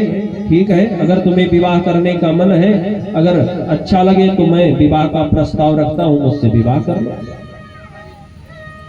उस देवी ने कहा, महाराज विवाह तो मैं कर लूंगी, पर मेरी एक शर्त है, वो शर्त बड़ी कठिन है। कौन सी शर्त है? उस देवी ने कहा, बचपन में ही विवाह की चर्चा होती है, जब बच्चे छोटे होते हैं तो लोग कहते हैं भाई बिटिया का विवाह ऐसे करूंगा, बेटे का विवाह ऐसा करूंगा, ये करूंगा, वो करूंगा। प्रायः लोग आपस में चर्चा करते हैं। तो उस कन्या ने कहा, महाराज, युवती ने कहा, विवाह तो मैं आपसे कर लूं, पर एक शर्त है, शर्त बड़ी टेढ़ी है। कौन सी? जैमिनी मुनि ने कहा, बताओ कौन सी शर्त है? तो उस कन्या ने, उस युवती ने कहा, शर्त ये है कि जो अपने मुख में आधी ओर चूना सफेद करेगा अपने मुख को, और आधी ओर काली पोतेगा, और घोड़ा बन जाए, उसके ऊपर मैं बैठूं और किसी मंदिर में मुझे लेकर के चले, तो वहीं मैं उससे विवाह करूं। महाराज, आप पूर्व मीमांसा के आचार्य हैं और व्यास जी महाराज के शिष्य हैं, तो आपको ये करना शोभा नहीं देगा, इसलिए आप विवाह न करें मुझसे। मेरी शर्त है, अब बचपन में हो गई है तो क्या करें, शर्त तो शर्त है। जैमिनी मुनि ने सोचा, अभी आंधी तूफान चल रहा है, बरसात हो रही, अभी ये सब करने में कोई देखेगा भी नहीं, कठिनाई भी नहीं है। अब इतनी सुंदर युवती फिर कहाँ मिलेगी विवाह के लिए? कर लेना चाहिए, और कर लेना है तो एक ही बार तो करना है, बाकी जीवन भर तो हमारे साथ ही रहेगी, हमारी सेवा करेगी, विवाह हो जाएगा, ठीक रहेगा। जैमिनी मुनि ने कहा, इसमें बड़ी सी बात नहीं है, चलो मैं एक काम करता हूँ। जैमिनी मुनि ने अपने मुख में आधा अपने मुख को सफेद किया, चूना लगाया भैया, आधे में कालिक पोती, घोड़े बन गए, 2 पैर थे ही, नीचे झुककर हाथों को भी जमीन पर रख दिया, देवी को पीठ पर बैठाया। उसने पीठ पर बैठते हुए जैमिनी ऋषि को प्रणाम किया, महाराज मेरे अपराध को क्षमा करना, पर क्या करूं, शर्त ही ऐसी है। ले करके चल पड़े जैमिनी मुनि, पीठ पे बैठा के उस देवी को ले करके जा करके एक मंदिर में पहुंचे। मंदिर में पहुंचते हैं तो मंदिर के दरवाजे पर ही एक व्यक्ति, अब चूंकि आंधी तूफान चल रहा था, बारिश हो रही थी, गड़गड़ाहट हो रही थी बड़े जोर से, तो एक व्यक्ति कंबल ओढ़ के बैठा था। बूढ़े बाबा बैठे थे, हाथ में वही पूर्व मीमांसा लेकर के पढ़ रहे थे वही, और सौभाग्य से वही श्लोक वहां चल रहा था। कौन सा? ज्ञानिनामपि चेतांसि बलवान इंद्रियगामो विद्वानामपि कर्षयति। अब ये श्लोक जैसे ही जैमिनी ऋषि ने सुना, तो जैमिनी ऋषि के पैरों के नीचे से जमीन खिसक गई। क्यों? जैमिनी ऋषि ने एक दिन गुरु जी से कहा था, ये श्लोक की अर्धाली, ये लाइन गलत है, ये ठीक नहीं है। विद्वानों की ये इंद्रियां इतनी बलवान नहीं है कि किसी विद्वान के मन को उसकी बुद्धि का पतन करा दे, उसका बौद्धिक पतन हो ही नहीं सकता, उसके व्यक्तित्व का पतन नहीं होगा। पर आज जैसे ही वो लाइन सुनी जैमिनी जी ने, तो जैमिनी जी उठ के खड़े हो गए, मुख धोने लगे। ये तो बड़ा गड़बड़ हो गया। मैं जैमिनी पूर्व मीमांसा का आचार्य और मेरी इंद्रियों ने मुझे इस इतने स्तर तक ले आकर के गिरा दिया कि मैं घोड़ा बन गया। इतना बड़ा आचार्य, इतना बड़ा ऋषि आज पशु बन गया। 2 हाथ 2 पैर नीचे इस स्त्री को ऊपर बैठा के घोड़ा बना हुआ मंदिर तक आया। जाकर के उस बूढ़े व्यक्ति के पास देखा कौन, तो धीरे से व्यास जी उठ करके खड़े हुए। कोई और नहीं, वो व्यास जी ही थे।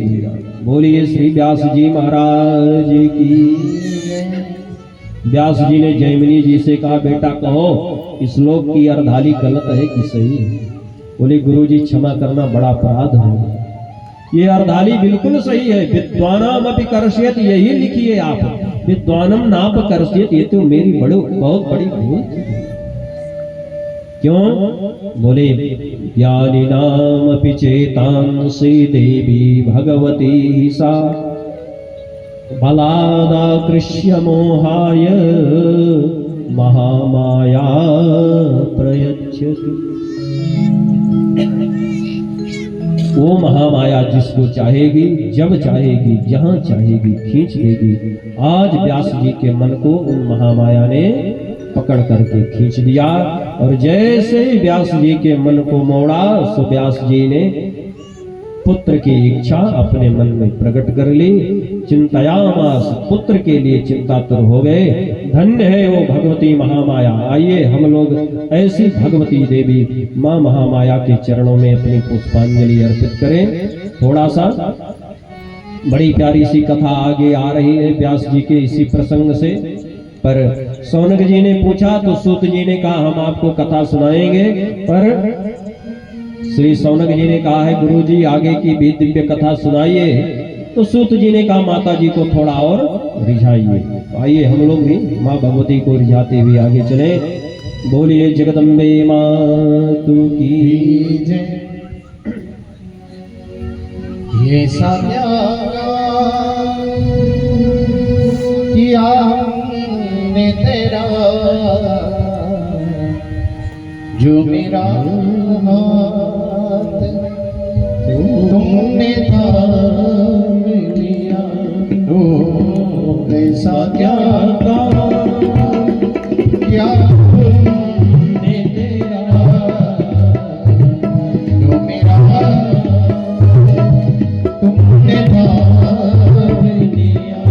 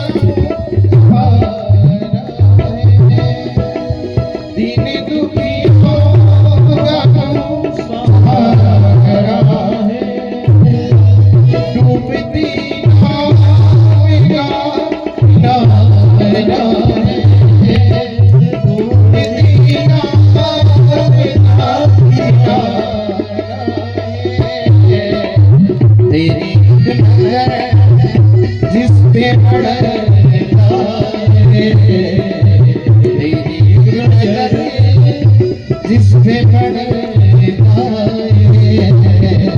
फिर कभी भी से रोने न दिया। ऐसा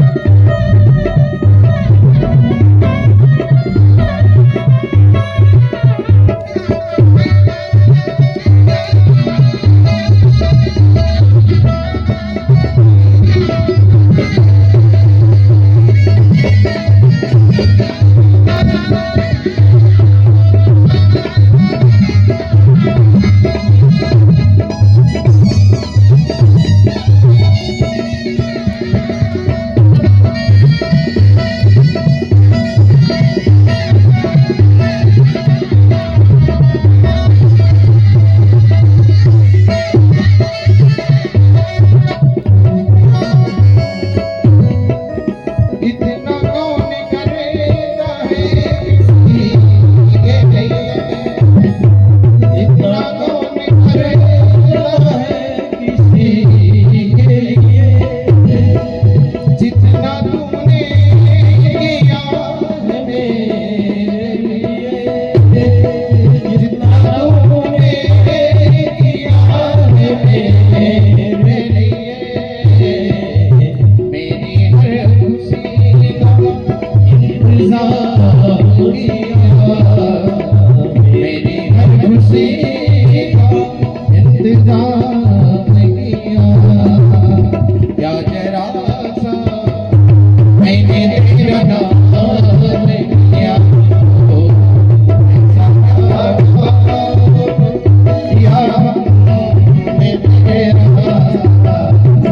मेरा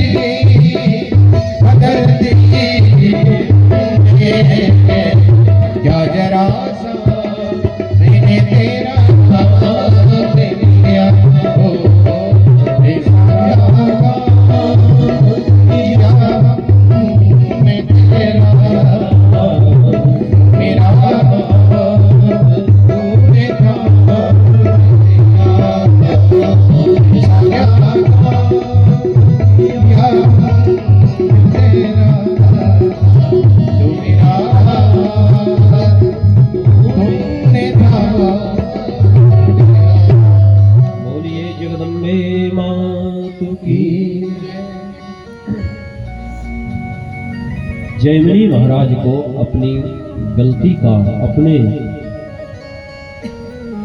अपनी उस बात का स्मरण हो आया और जैमिनी जी तुरंत उठ खड़े हुए। श्री व्यास जी महाराज ने कहा कोई बात नहीं जैमिनी, ये ऐसी तो घटनाएं छोटी मोटी हो जाती है, गलती हो जाती है। मां भगवती जिस क्षण आपको चाहेंगी जिधर उधर लेकर के चली जाए। आप लाख प्रयास करते रहोगे पर प्रयास करने से होने वाला कुछ नहीं है। जो मां चाहेगी वही होगा। एक छोटा सा उदाहरण सुन करके और हम लोग आगे चले।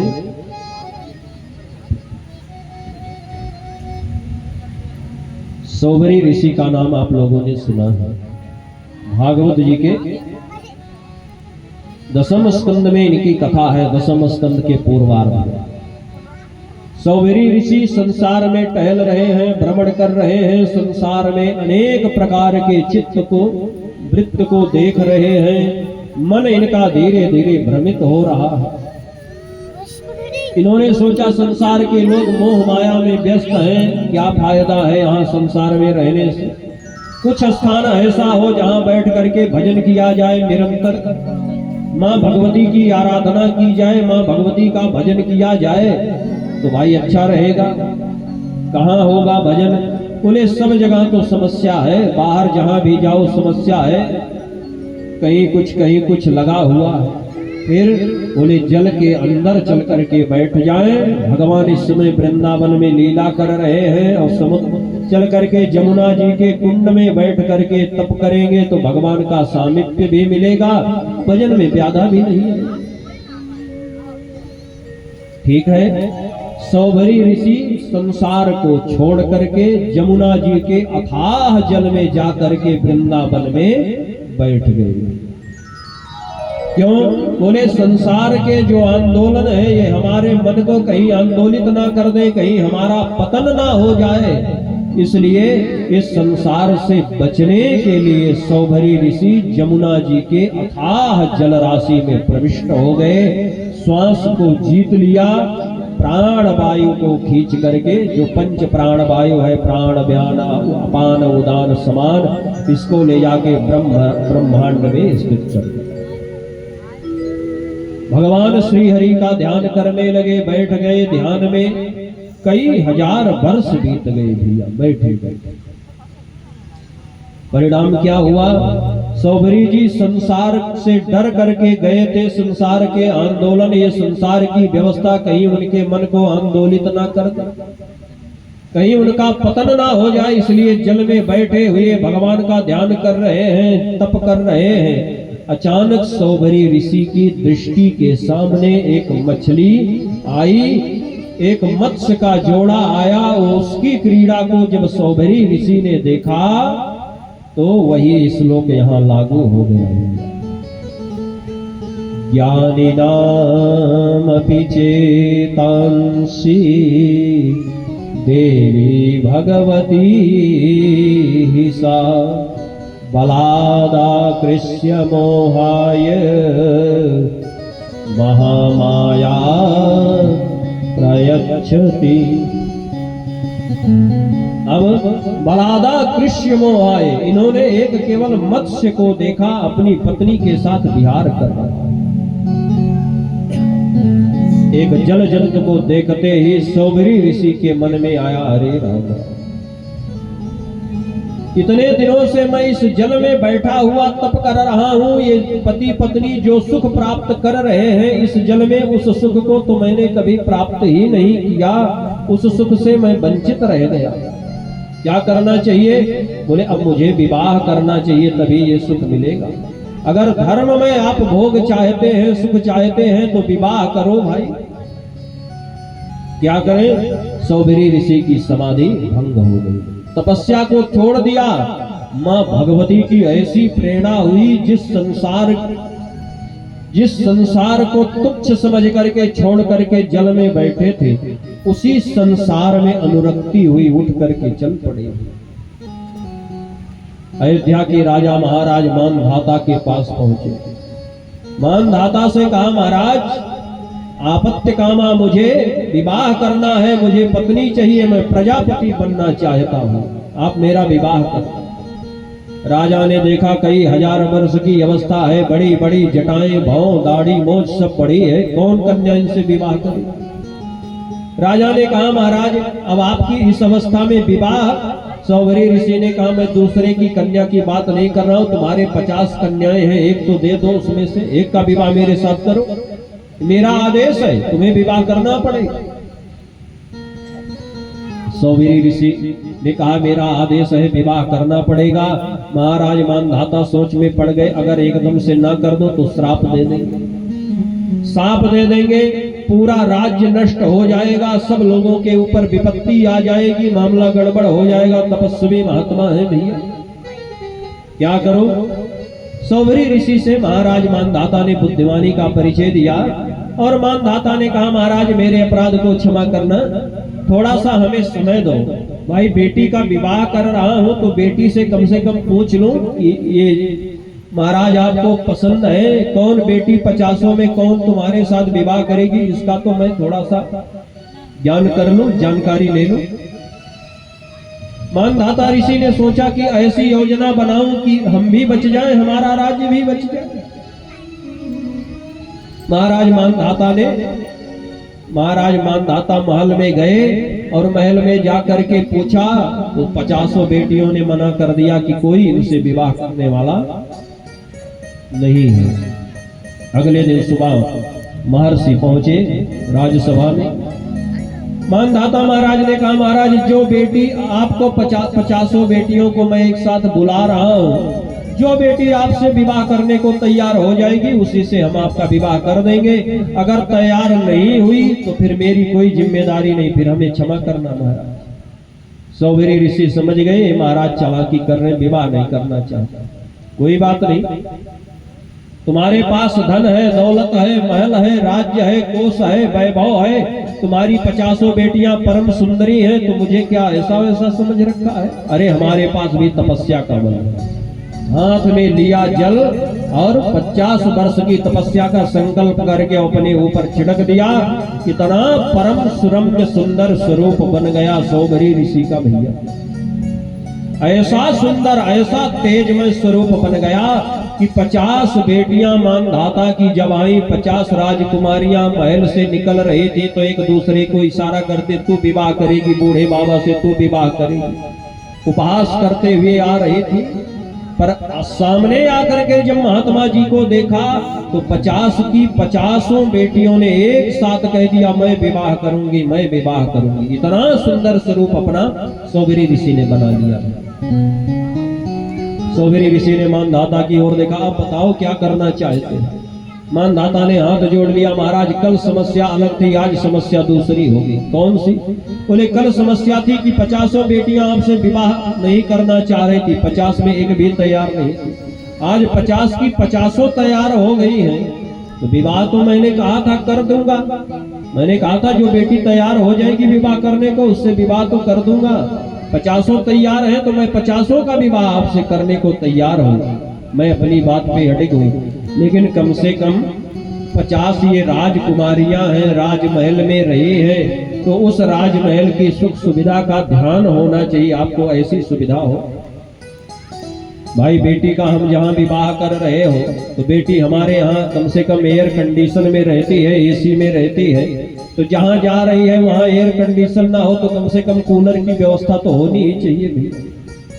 पता लग रहा वहाँ पंखा भी नहीं है, तब तो मामला गड़बड़ हो जाएगा, बिटिया को कष्ट होगा।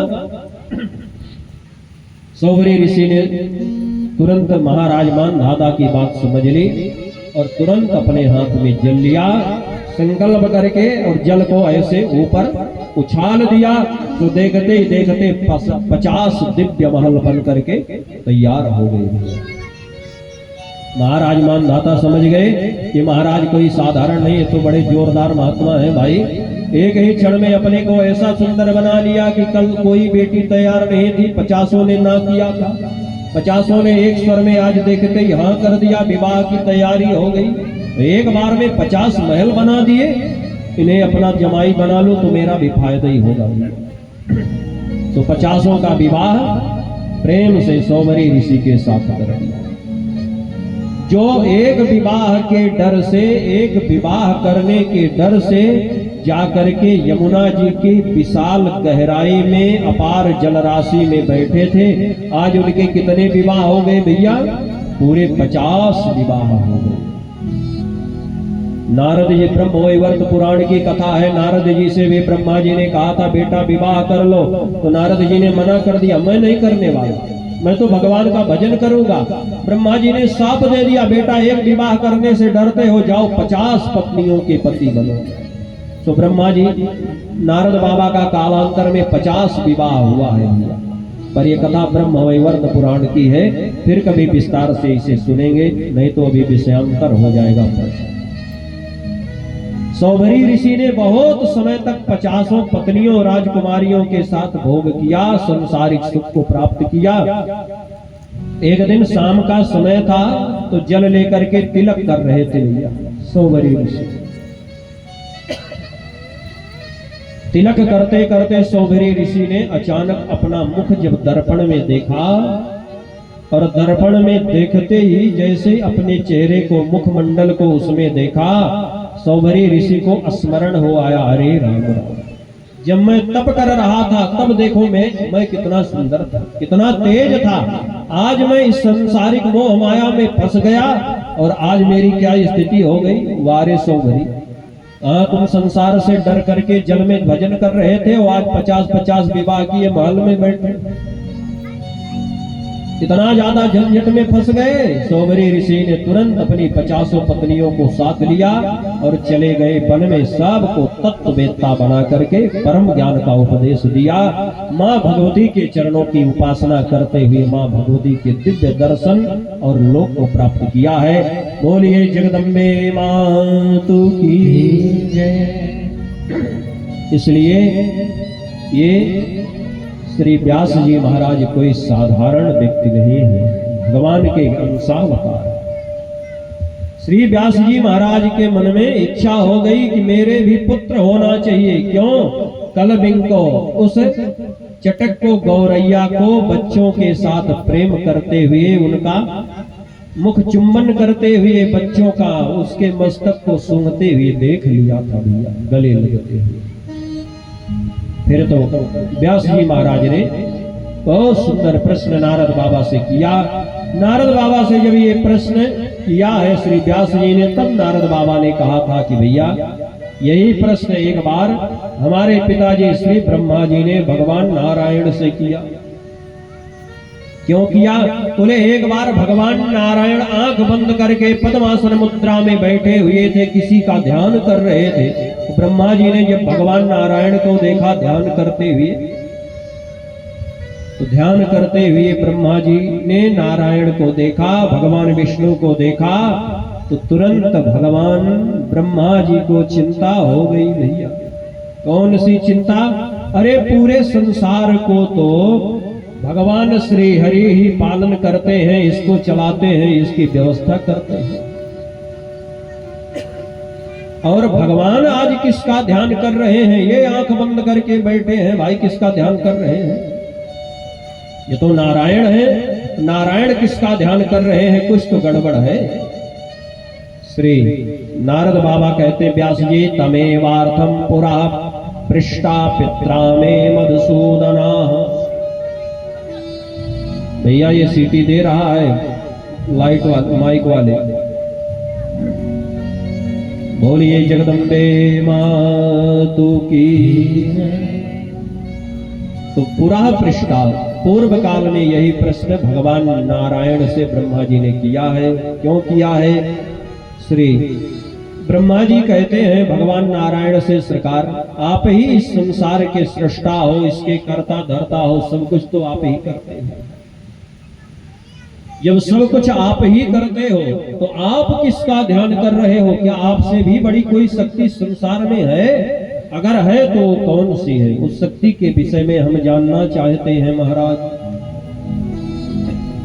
जब ऐसा प्रश्न श्री ब्रह्मा जी महाराज ने किया भगवान नारायण से, तब भगवान नारायण ने कहा ब्रह्मा जी, जिन मां भगवती की कृपा से मैंने मधु कैटभ दोनों राक्षसों का हमने वध किया, उन्हीं मां भगवती का मैं निरंतर ध्यान करता रहता।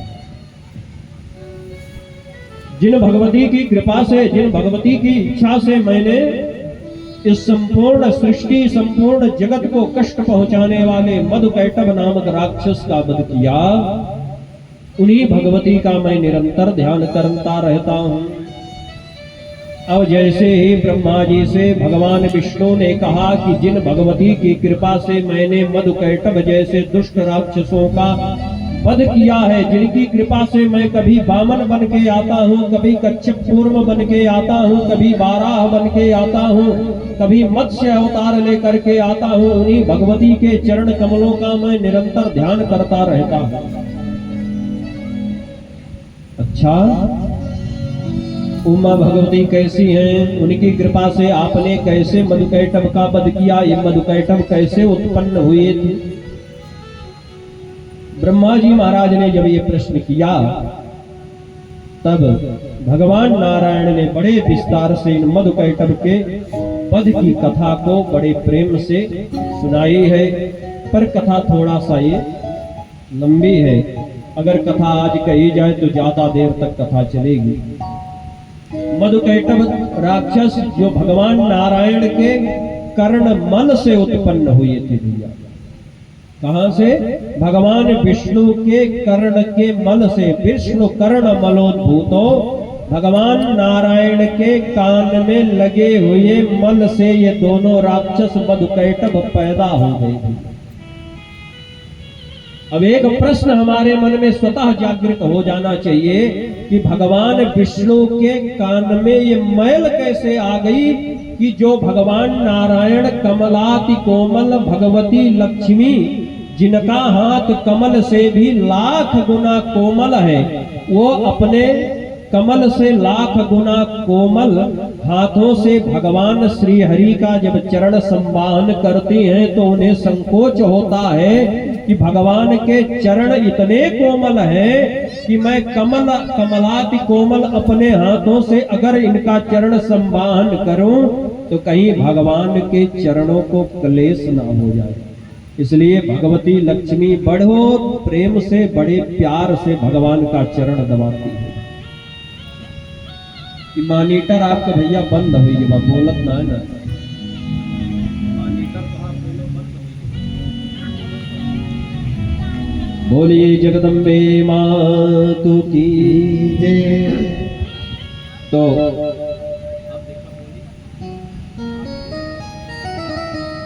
इसलिए भगवती लक्ष्मी इतना सावधान होकर के जिन नारायण का चरण संवाहन करती हैं, उनके कर्ण में मल आने की बात तो बड़ी सोचनीय है भाई। ये असंभव जैसे लगता है। जैसे शिव महापुराण की एक बड़ी प्यारी सी कथा है भैया। कौन सी? बोले भगवती गौरी मैया के शरीर के मल से, जो शरीर में मैल थी, शरीर की मैल से गणेश जी उत्पन्न हुई। अभी थोड़े दिनों पहले इस पर बड़ा विवाद चल रहा था भैया मीडिया में। क्यों? शिव पुराण के एक प्रवक्ता हुए हैं अभी इस समय, बहुत प्रसिद्ध प्रवक्ता हैं, बहुत प्रकार का उपाय लोगों को बताते रहते हैं, श्री प्रदीप भाई मिश्रा जी। शिव पुराण के बड़े प्रवक्ता हैं, बहुत अनेक प्रकार का टोटका बताते रहते हैं, ये करो। उन्होंने कहा कितनी बेवकूफी वाली बात, उन्होंने जो मंच से कहा, उन्होंने कहा कितनी बेवकूफी वाली बात है कि पार्वती मैया के शरीर के मैल से गणेश जी उत्पन्न हो गए। ये शिव पुराण की बात नहीं। पार्वती मैया ने अपने हाथ को, शरीर को जब मला, उससे जो मैल हुआ उसी से गणेश जी का निर्माण हुआ। ये आज से नहीं, अनादिकाल से हम लोग सुनते हुए चले आए और यही बात लिखी है। लेकिन आप उस पर विचार करें, ये मैल आई कहां से? क्या पार्वती मैया का शरीर गंदा हो गया था, मैल हो गई थी? नहीं। फिर सुंदर सुंदर अनेक प्रकार के सुगंधित चंदनों का उबटन मां भगवती जब अपने शरीर में लगाती हैं और उस चंदन को जब मला जाता है गुलाब जल, केवड़ा जल आदि डाल करके, तो उसका जो चंदन का जो मैल निकला, उसी चंदन को एकत्रित करके शरीर से और गणेश जी को मैया भगवती ने बनाया। जैसे भगवान विष्णु के कान में मल कहां से आया? इतना मल उत्पन्न हो गया कि मधुकैटभ पैदा हो गए। बोले सर्वांगे हरिचंदनम, भगवान श्री हरि के पूरे शरीर में मलयागिरी चंदन लगा रहता है। वही चंदन कहीं कान में एक दिन शाम को नहीं छूटा रह गया, वही दूसरे दिन मल बन गया। उसी चंदन के मल से ये मधुकैटभ नाम के राक्षस पैदा हो गए। विष्णु कर्ण मलोद्भूत, और वो दोनों राक्षस इतने बलवान हुए कि उनसे लड़ते लड़ते भगवान थक गए। अब पूरा विस्तार से कथा हम लोग कल सुनेंगे। आज संक्षेप में ही 2 शब्दों में कथा सुन करके आज की वाणी को यहीं पर विश्राम लगाएंगे, क्योंकि शारदीय नवरात्रि चल रही है। तो माँ भगवती का कलश ज्यादा से ज्यादा लोग अपने घरों में रखते हैं। हम लोग सनातन धर्मी हैं, तो दीपक आदि जलाना, माँ भगवती की आरती गोधूल बेला में करना चाहिए, तो समय से कथा का विश्राम भी होगा। और अब भगवान विष्णु के कर्ण मल से दोनों राक्षस हो गए। अनेक लोकांतरों को जीत लिया, कोई इनके सामने ठहर नहीं पाया। भगवान विष्णु युद्ध करने के लिए गए, देवताओं के कहने पर बहुत दिनों तक युद्ध किया।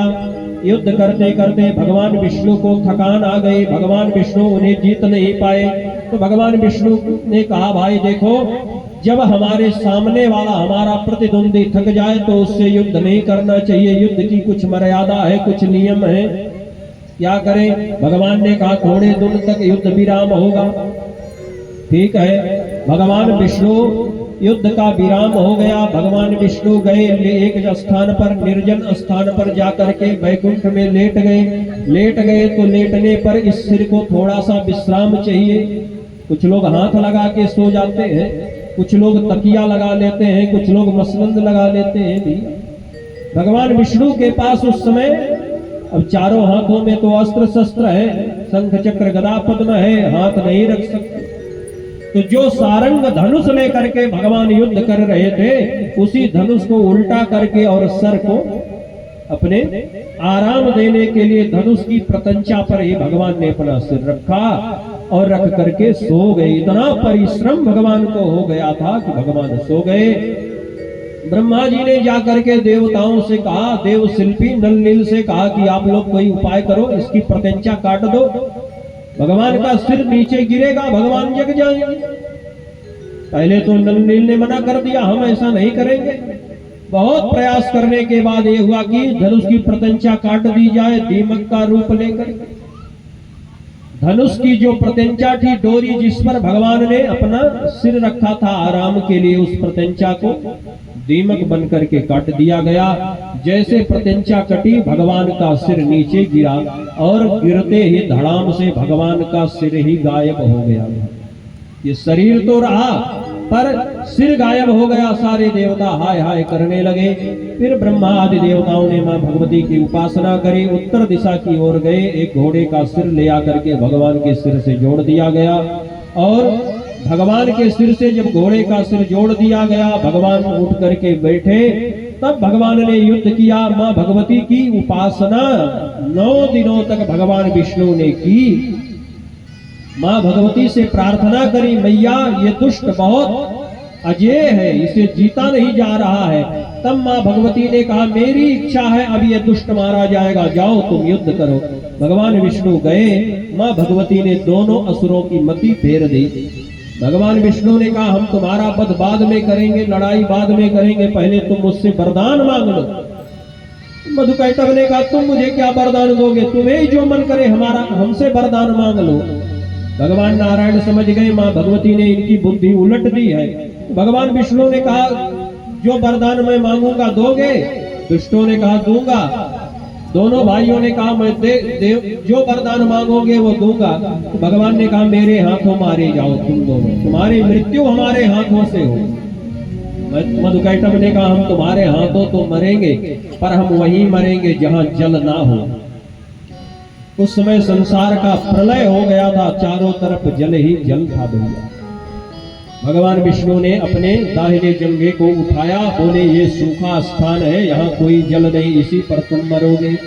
फिर दोनों भाइयों के सिर को रख करके सुदर्शन चक्र से दोनों का गला गर्दन काट दिया। मधुकैटभ का भगवान ने वध किया है। इस प्रकार से मधुकैटभ का वध भगवान विष्णु ने किया। श्री ब्रह्मा जी ने कहा, सरकार आपको घोड़े का सिर लग गया। व्यास जी महाराज ने नारद जी से कहा कि भगवान विष्णु का ये हयग्रीव अवतार क्यों हुआ? हय माने घोड़ा, घोड़े का गर्दन, घोड़े का सिर भगवान को क्यों लगा? ये सब कथा हम लोग कल श्रवण करेंगे। आज संक्षिप्त में विस्तार से कल इस कथा की चर्चा करेंगे। 2 कारण है भगवान को घोड़े का सिर लगा है। एक तो लक्ष्मी जी ने एक बार साप दे दिया था भगवान, पर कौन सा साप दिया था, ये सब कथा हम लोग कल की कथा में श्रवण करेंगे। आज की कथा को यहीं पर विश्राम लगाते हैं और कल पुनः समय से दिन में 2 बजे हम लोग उपस्थित होकर मां भगवती की सुंदर सी कथा का रसपान करेंगे। आइए मां भगवती के प्यारे नामों का संकीर्तन करते हुए आज की कथा को यहीं पर विश्राम। श्री भगवान नारायण कहते हैं, हे ब्रह्मा जी, तदधीना वयम सर्वे वर्तमामा सततम विभो। ये संसार जितना है, जहां तक जो कुछ भी दिख रहा है, हमसे लेकर के सब उस मां भगवती के ही अधीन है।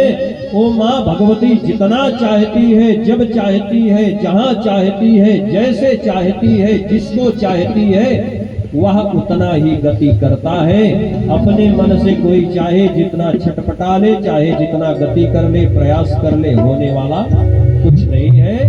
तो उन माँ भगवती श्री भगवती माँ भगवती के चरणों में, जगदम्बा मैया के चरणों में अपनी प्रणति को प्रस्तुत करते हुए आज की वाणी को यहीं पर विश्राम। बोलिए जगदम्बे मातु की जय। प्रेम से सभी लोग माँ भगवती के सुंदर गुणानुवाद का गान करें। इसके बाद आरती का आनंद लेंगे हम लोग।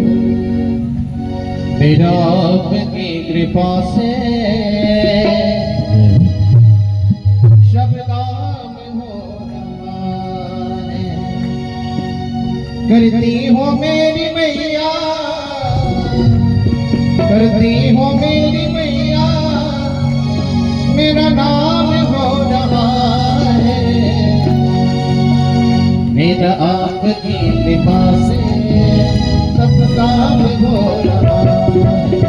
मेरा आपकी कृपा से सब काम हो रहा है। मेरा आपकी कृपा से सब काम हो रहा है। करती हो मेरी मैया, करती हो मेरी मैया, मेरा नाम हो रहा है। मेरा आपकी कृपा से सब काम हो रहा है।